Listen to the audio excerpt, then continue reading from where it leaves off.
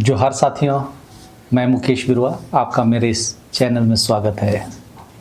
क्या सरना और सनातन सच में एक हैं या यह एक राजनीतिक षड्यंत्र है? देखिए, झारखंड, उड़ीसा, बंगाल के आदिवासी गांवों में एक लाल सफ़ेद झंडा लहराता है। यह उरांव समाज द्वारा स्थापित सरना धर्म का झंडा है। यह झंडा सिर्फ कपड़े का टुकड़ा नहीं, यह आज करोड़ों आदिवासियों की अलग पहचान, अलग इतिहास और अलग जीवन दर्शन का प्रतीक है। एस्ट्रोएसिटिक मुंडा परिवार के संताल और हो समुदाय अलग झंडा इस्तेमाल करते हैं, लेकिन लाल सफ़ेद झंडा सरना झंडा के रूप में स्थापित हो चुका है। कोई भी देखते साथ बोल सकता है कि फलाना तो सरना झंडा है। लेकिन आज एक बहस चल रही है। कुछ लोग कह रहे हैं कि सरना और सनातन एक हैं। आज इस वीडियो में हम इस दावे को तथ्यों की कसौटी पर परखेंगे। एंथ्रोपोलॉजी से, सेंसस डेटा से, कॉन्स्टिट्यूशन से और सरना आंदोलन के 150 साल के इतिहास से।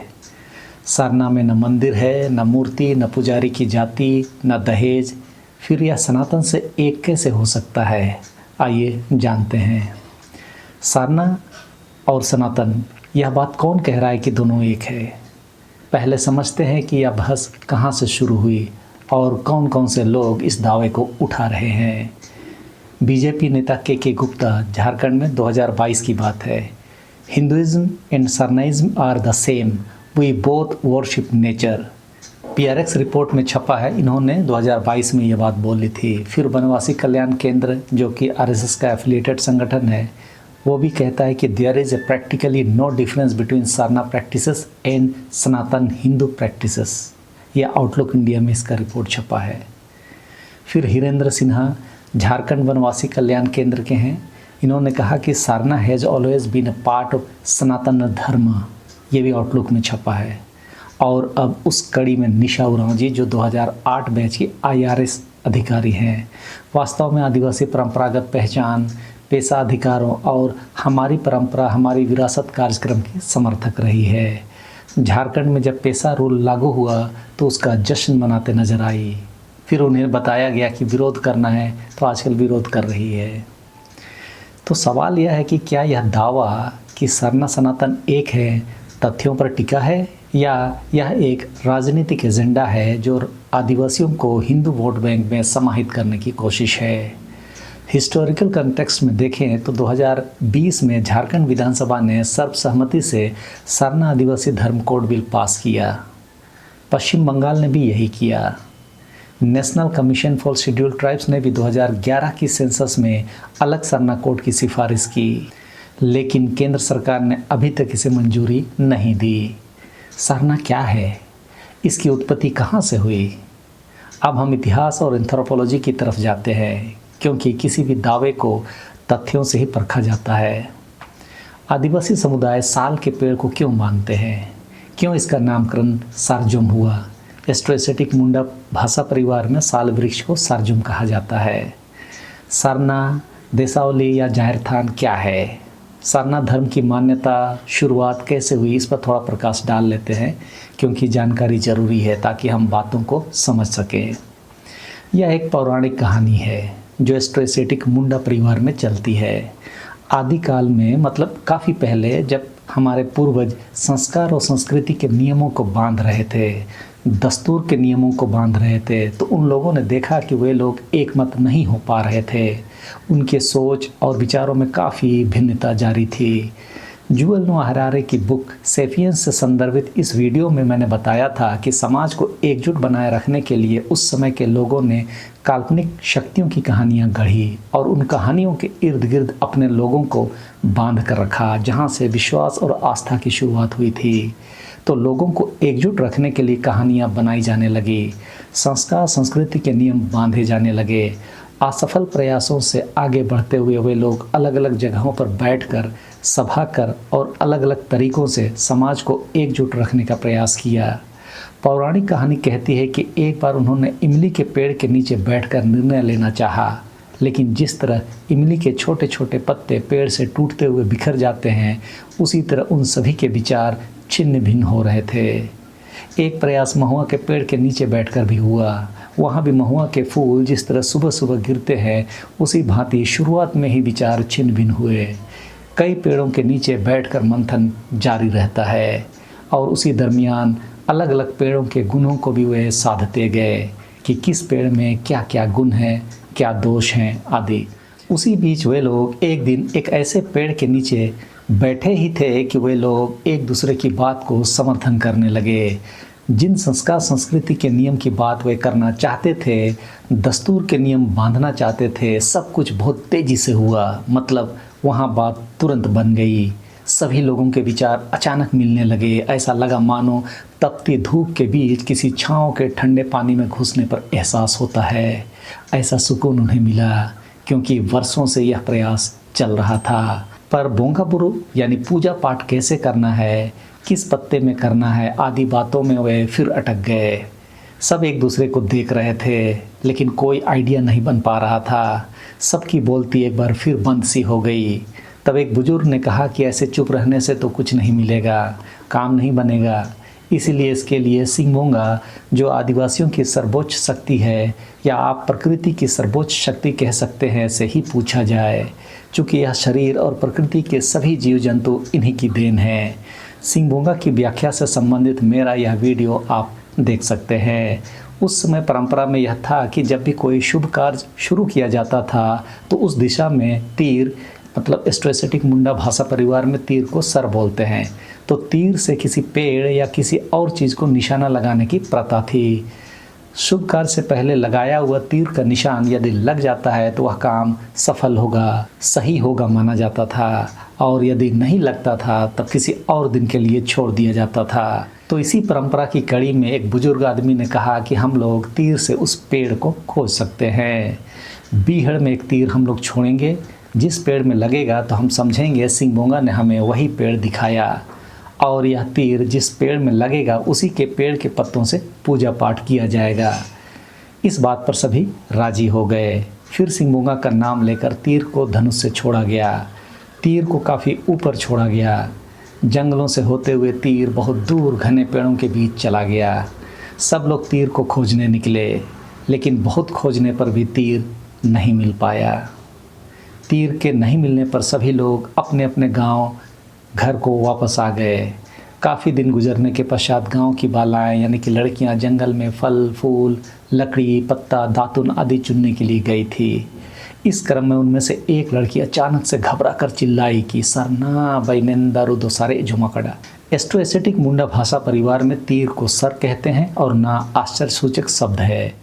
मतलब यह पेड़ तीर को निगल गया है। बाकी लड़कियां भी उसे देखने के लिए भागकर उसके पास आ गई। एक्चुअली उस लड़की ने पत्ता चुनने के दरमियान ही जब एक तीर को उस पेड़ में धंसा देखा, वह भी बीहड़ जंगल में, तो आश्चर्य होना स्वाभाविक है। उसी में घबरा कर चिल्लाई कि सरना बैनेंदारो दो सारे जो मकड़ा। लड़कियां इसकी जानकारी देने के लिए तुरंत जंगल से वापस आकर अपने घरों में अपने से बड़ों को ये बातें बताई। गांव के लोग इकट्ठा हुए और उस जगह को गए। बीहड़ घने जंगल में एक तीर एक पेड़ में धंसा हुआ था। धंसा तीर को देखकर लोग अनायास ही बोल पड़े, सारीगे निंदारू दो सारे जो मकड़ा। सही में इस पेड़ ने तीर को खा लिया। सारे जोम के दारूगे सारजोम को मेनकेडा। उस पेड़ को तीर निगलने वाला यानी कि सारजोम केडा के कारण ही उसको नाम सारजोम नाम दिया गया। सभी बात विचार किए तो यह पता चला कि यह वही तीर था जो बोंगाबुरु से संबंधित जानकारी हासिल करने के खोज के लिए छोड़ा गया था। लोगों को कौन सा पेड़ के पत्तों से पूजा उपासना करना है, उसका जवाब मिल गया। इसी संस्कृति को आदिवासी समाज सबसे पवित्र एवं प्राकृतिक उपासना का मूल आधार मानता आया है। तीर को पेड़ में धंसा हुआ देखकर लड़की ने जो पहला शब्द उच्चारण किया था वह था सरना बैनेंदारो दो सारे जो मकड़ा। तो जो पहला शब्द सरना था और वही बात बाकी लड़कियों ने उससे सुना, यहीं से सरना शब्द की उत्पत्ति आदिवासी समाज में आई। और आज भी हो समाज में बहापर्व में जंगल में पूजा पाठ करने के बाद सरजों के तने को जंगल और गांव के बीच में गाड़ दिया जाता है और तीर से मारा जाता है। जो व्यक्ति सही निशाना लगा लेता है उसे गोद में उठा लिया जाता है और उसे उस वर्ष का वीर माना जाता है और उसी के बाद जंगल में शिकार की शुरुआत होती है। इस घटना से पहले सरजों का नामकरण नहीं था, पर इस घटना के बाद उस पेड़ को भी सरजों कहा जाने लगा और कहा गया। सरना की पौराणिक कहानी तो इतनी ही है, लेकिन स्थल का नामकरण की प्रक्रिया बाद की घटना है। जब आर्य लोग आए, बाहरी आए, तो ये लोग अपने को हिंदू, मुसलमान, ईसाई के रूप में पहचान लेकर आए। वे लोग हमारी पूजा पद्धति को देखकर पूछने लगे, क्या है, कैसे करते हो। वास्तव में हम एस्ट्रोएसेटिक मुंडा परिवार के लोग पूजा पाठ नहीं करते हैं। आप चौंकिए मत, हम लोग भोंगा बुरू करते हैं, लेकिन यह बात आपको हम कैसे समझाएंगे। तो बाहरी लोगों को समझाने के लिए हमने पूजा पाठ शब्द इस्तेमाल किया। मुंडा और हो समाज में देसावली और जयरा है, संताल समाज में जहर थान है, क्योंकि हम लोगों को हिंदू, मुसलमान, ईसाई की तरह की पहचान के बारे बार बार पूछा गया। तब सरना की विचारधारा की बात आई। आदिवासी धार्मिक नहीं वरन सामाजिक और सांस्कृतिक प्राणी है, लेकिन धार्मिक लोगों ने अपनी बिरादरी में जवाब खोजा तो सरना की प्राकृतिक फिलॉसफी को ही हम आदिवासियों की धार्मिक पहचान माना और हमने भी स्वीकार किया कि हमारी फिलॉसफी सरना की है। बाद के वर्षों में सरना को धार्मिक पहचान की ज़रूरत तब पड़ी जब ये लोग गर्व से कहो हम हिंदू हैं, गर्व से कहो हम मुसलमान हैं, ईसाई हैं बोलने लगे। तब हम आदिवासियों ने देखा कि हम तो इन सब में नहीं आते हैं। तब हमने अपनी पहचान को सरना के रूप में बोलना शुरू किया। यदि ये लोग हिंदू, मुसलमान, ईसाई नहीं बोलते तो शायद हमें ज़रूरत नहीं पड़ती। तो इस तरह सरना की पहचान को अब पवित्र स्थलों से जोड़ा गया और उरांव समाज ने सरना प्रार्थना सभा बनाकर और सरना स्थलों की स्थापना कर इस अभियान को आगे बढ़ाया, जो आज एक स्थापित समझ हुई कि सरना स्थल एक पवित्र स्थल है। लेकिन एस्ट्रोएसेटिक मुंडा परिवार में पवित्र स्थल आज भी देसावली, जयरा, जयरथान आदि ही हैं। मुंडा समाज में हालिया दिनों में सरना स्थल का कंसेप्ट आया, लेकिन पौराणिक रूप से उनका भी देसावली और जयरा ही है। पवित्र स्थल का सार एक ही है, प्रकृति की उपासना। इसे एनिमिज्म और नेचर वर्शिप का एक डिस्टिंक्ट ट्रेडिशन कहते हैं। अब सवाल उठेगा कि सनातन वाले की भी क्या यही कहानी है या नहीं। 33 करोड़ देवताओं में खोज कर देख लीजिए। सरना के पहचान का आंदोलन 19वीं सदी से चला आ रहा है। अंग्रेज़ों ने सेंसस किया, सभी धर्मों के लिए अलग पहचान दिया। तब अंग्रेज़ों ने वर्षों तक इस पर शोध किया कि आदिवासियों को क्या नाम से सूचीबद्ध किया जाए। 1901 के जनगणना में आदिवासियों की धार्मिक पहचान पर उनके शोध बताते हैं कि वे भी आदिवासियों की धार्मिक पहचान से परेशान थे, क्योंकि रिसर्च करने पर भी मिल नहीं रहा था। इसीलिए कभी एनिमिज्म, कभी अबोरिजिनल, कभी एनिमिस्टिक, कभी ट्राइब आदि नामों से सूचीबद्ध किए जाते रहे। आप देखेंगे बिरसा मुंडा का जो आंदोलन था वो ब्रिटिश उपनिवेशवाद और मिशनरी प्रभाव के विरुद्ध आदिवासी अस्मिता की रक्षा की ही लड़ाई थी। आदिवासी पहचान को बोंगा बुरू से ही वे जानते थे, लेकिन अंग्रेज और गैर आदिवासी बोंगा बुरू नहीं समझते थे, लेकिन वही हमारी पहचान थी।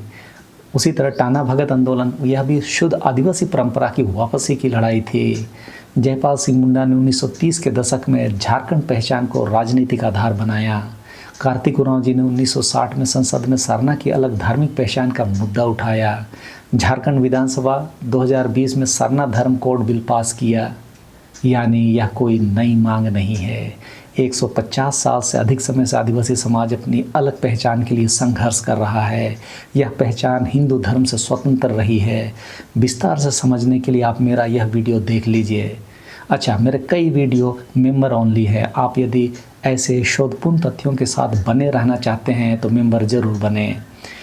2011 की जनगणना में 49,57,000 लोगों ने सरना दर्ज करवाया। इनमें से 42 लाख के आसपास तो झारखंड से ही थे, लेकिन क्योंकि सरना को अलग कोड नहीं मिला, इसीलिए उन्हें अदर रिलीजन्स एंड परसुएशंस के अंदर ही डाला गया। अब सरना और सनातन के मूलभूत अंतर को भी हम देख लेते हैं। अगर सरना और सनातन एक होते तो इन 9 बिंदुओं पर इनमें इतना फ़र्क क्यों होता। जैसे ईश्वर की अवधारणा देखिए। आदिवासी समाज सिंगबोंगा, मरांगबुरु, धर्मेश के रूप में प्राकृतिक शक्ति की उपासना करता है जो निराकार है, जबकि सनातन या हिंदू ब्रह्मा, विष्णु, महेश की पूजा करते हैं, मूर्ति पूजा करते हैं, अवतारवादी है, लीला में विश्वास करते हैं, पुराणों में विश्वास करते हैं, और ये सब में आदिवासी विश्वास नहीं करते हैं। यदि आदिवासी भी सनातन संस्कृति को मानते तो कहाँ पर एस्ट्रोसेटिक मुंडा परिवार के लोग ब्रह्मा विष्णु महेश की पूजा करते आपने देखा? हम लीला में नहीं प्रकृति में विश्वास करते हैं। जहाँ तक पूजा स्थल की बात है, ऊपर मैंने बता ही दिया कि सरना को पवित्र स्थल के रूप में बाहरी लोगों को बताने के लिए पिछले 100-125 सालों में शुरू हुआ, लेकिन मौलिक रूप से देसावली, जयरा, जयरथान आदि ही एस्ट्रोसेटिक मुंडा परिवार के पवित्र स्थल हैं, जबकि मंदिर, मूर्ति, गर्भगृह, घंटा, आरती आदि से सनातन की पहचान होती है।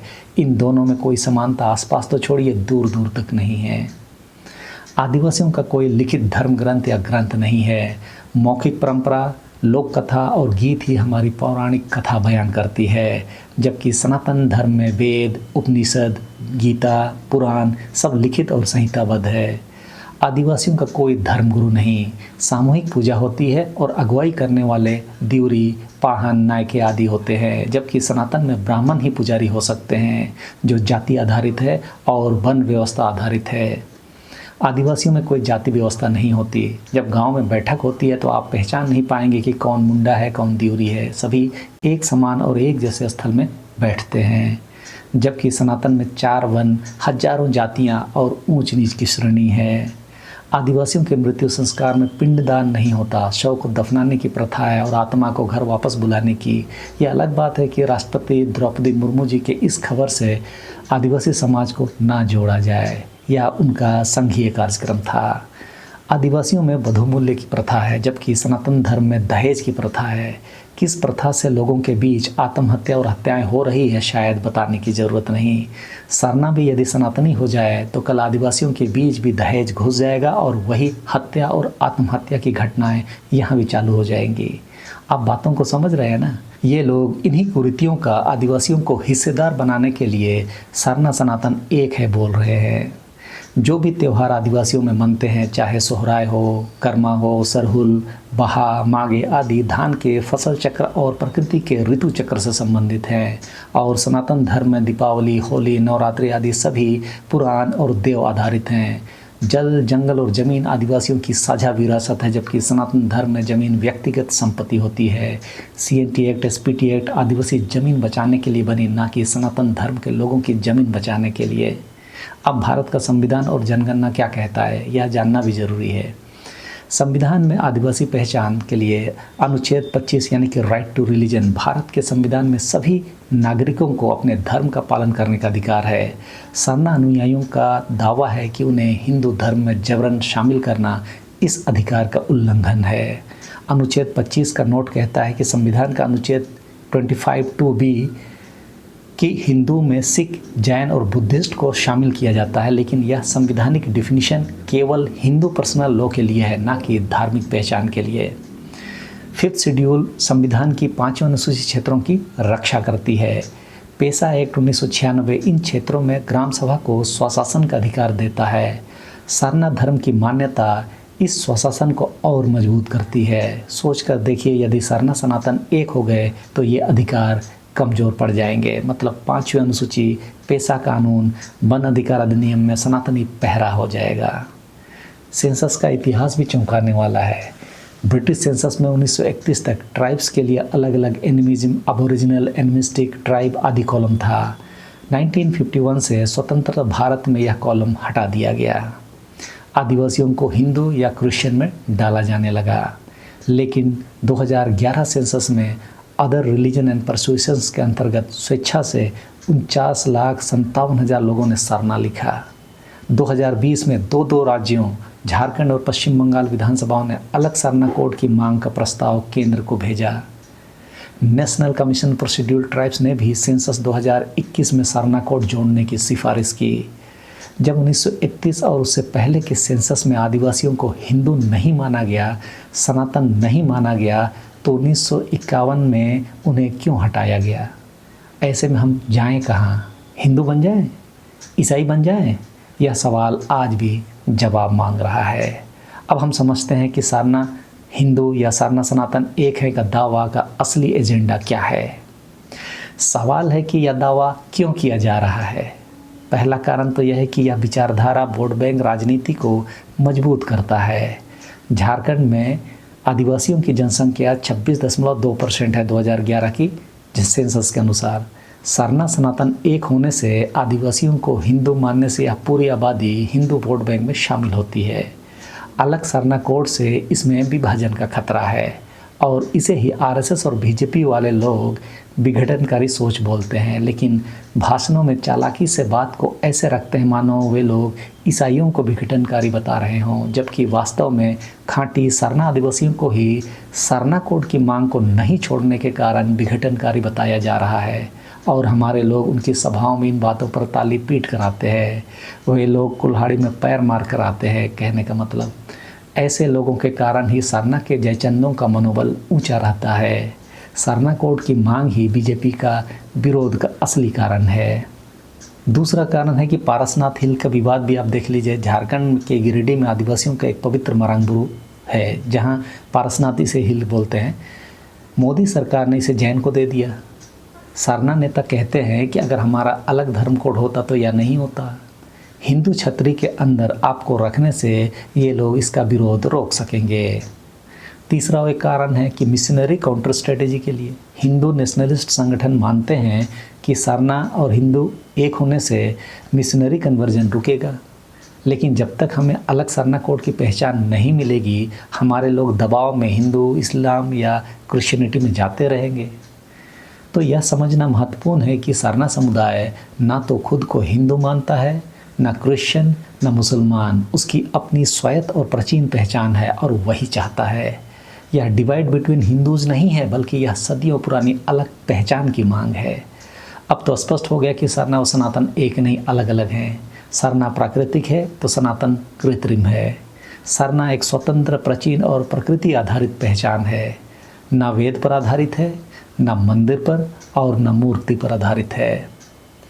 एंथ्रोपोलॉजी, सेंसस और कॉन्स्टिट्यूशनल हिस्ट्री तीनों यह दर्शाते हैं कि सरना की अलग पहचान सदियों पुरानी है। 1931 तक ब्रिटिश सेंसस में आदिवासियों को अलग अलग नामों से दर्ज किया गया, लेकिन हिंदू नहीं माना गया। 1951 में इसे हटाया गया। 2011 में 49,57,000 लोगों ने खुद को सरना बताया, लेकिन ऑफिशियल कोड नहीं मिला। तो सरना सनातन का दावा बिल्कुल तथ्यहीन है। यह राजनीतिक एकीकरण का उपकरण है। आदिवासियों का संवैधानिक अधिकार है कि वे अपने संस्कृति और धार्मिक पहचान स्वयं तय करें। सनातनी लोग हमारी पहचान के साथ खिलवाड़ कर रहे हैं, जो नहीं होना चाहिए। बिरसा मुंडा का नारा था कि अबुआ दिसुम्र अबुआ राज, मतलब अपने टेरिटरी में दीकुओं का राजकाज, धर्म दस्तूर नहीं चलेगा। अपना राज, प्रकृति का राज, आदिवासी समाज का राज चलेगा। दीकू की परिभाषा में हिंदू, ईसाई और मुसलमान सभी आते हैं जो आदिवासी नहीं हैं। हमारी सरना की मांग भी यही है। हमारी पहचान, हमारा अधिकार। बरसों का यह संघर्ष आज भी जारी है। अगर आपको लगता है कि आदिवासियों को उनकी अलग धार्मिक पहचान मिलनी चाहिए तो इस वीडियो को शेयर करें, कमेंट करें और सब्सक्राइब करें। आपको मेरे तरफ से दिया जा रहा यह वीडियो भी एक संघर्ष है और संघर्ष आदिवासियों की पहचान भी है। तो इस वीडियो में इस समय के लिए इतना ही। अगले वीडियो में फिर मिलते हैं। सबों को धन्यवाद। जोहार।